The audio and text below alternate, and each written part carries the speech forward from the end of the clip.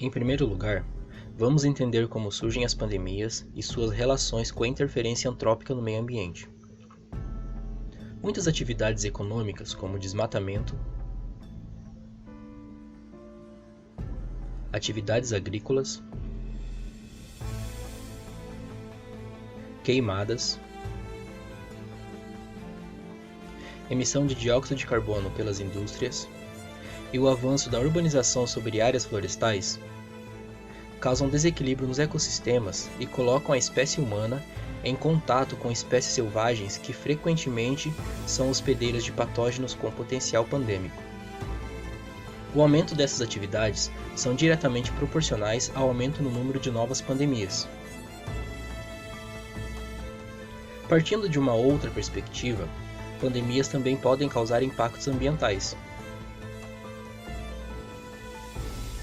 A primeira pandemia de peste negra que assolou a Europa no século VI e a varíola entre 1500 e 1800 causaram um declínio significativo da população e, consequentemente, a queda na concentração de dióxido de carbono na atmosfera. Naquela época, a emissão de dióxido de carbono era resultado da queima de lenha e carvão como combustíveis. Já na segunda pandemia de peste negra no século XIV, houve uma queda na concentração de chumbo atmosférico, resultado da paralisação das atividades mineradoras.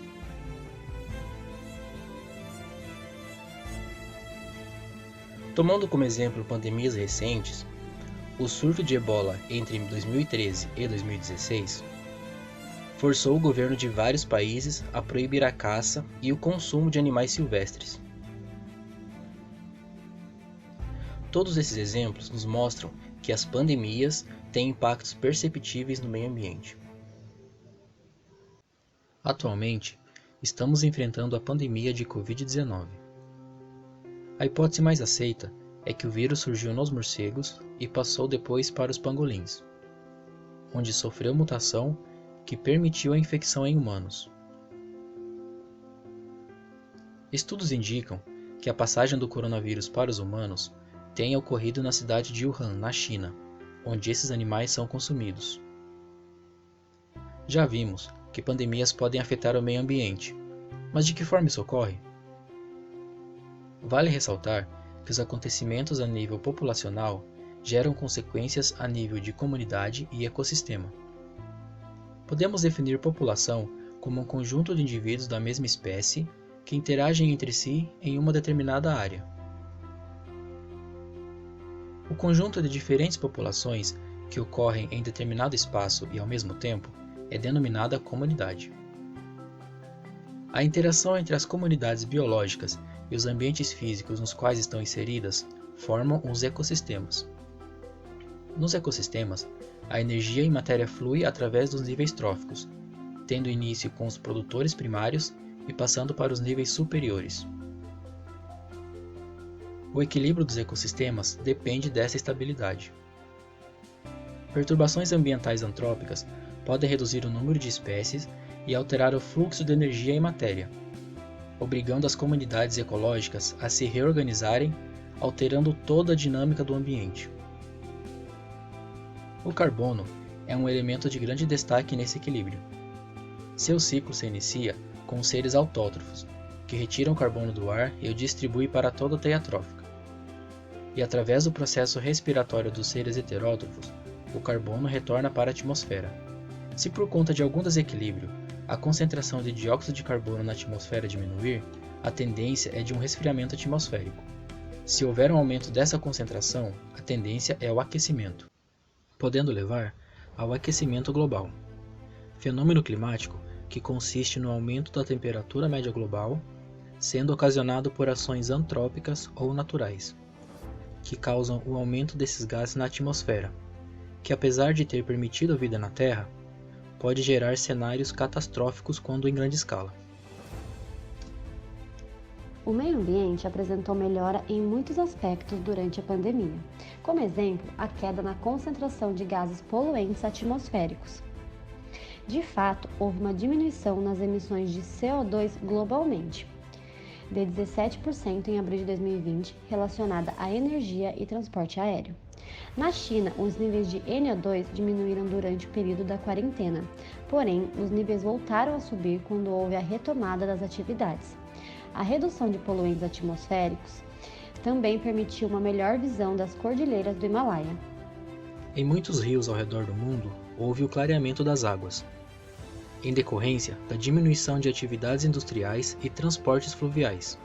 Em Veneza, os principais canais apresentaram águas límpidas, por conta do fechamento do tráfego fluvial, que tornam as águas turvas. Já na Índia, o rio Yamuna, que por anos apresentava águas negras, passou a ter águas azuis em apenas 10 dias de quarentena. O Brasil também presenciou essa melhoria. O rio Tietê, considerado o mais poluído do país, teve uma redução da poluição causada por dejetos industriais e fuligem. Os grandes centros urbanos vivenciaram uma diminuição significativa dos ruídos causados pelo tráfego rodoviário e aéreo.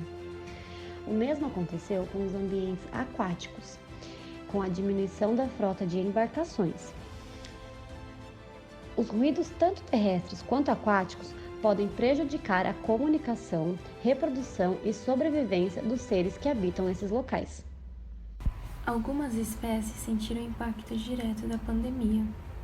A China e alguns países africanos proibiram a caça de morcegos e pangolins, por serem espécies consideradas transmissoras do vírus. Com isso, diminuiu também as caças ilegais, que estão colocando os pangolins na lista de animais ameaçados de extinção. Mas nem todas as espécies sofreram impactos positivos. Em novembro de 2020, aproximadamente 17 milhões de visons foram sacrificados na Dinamarca, após autoridades afirmarem que a espécie estaria transmitindo o vírus para os seres humanos com uma mutação que poderia prejudicar o desenvolvimento das vacinas. A África presenciou uma queda significativa no turismo, atividade que injeta milhões de dólares que são destinados à manutenção dos parques e preservação de áreas florestais, onde se encontram animais ameaçados de extinção. Com a pandemia, os programas de conservação foram comprometidos. Um dos maiores impactos ambientais foi a geração de resíduos, que teve um aumento expressivo desde o início da pandemia. Itens plásticos que constituem os EPIs, assim como outros tipos de lixos domésticos e hospitalares, estão sendo encontrados com mais frequência nos corpos d'água e em outros ambientes inadequados para o descarte.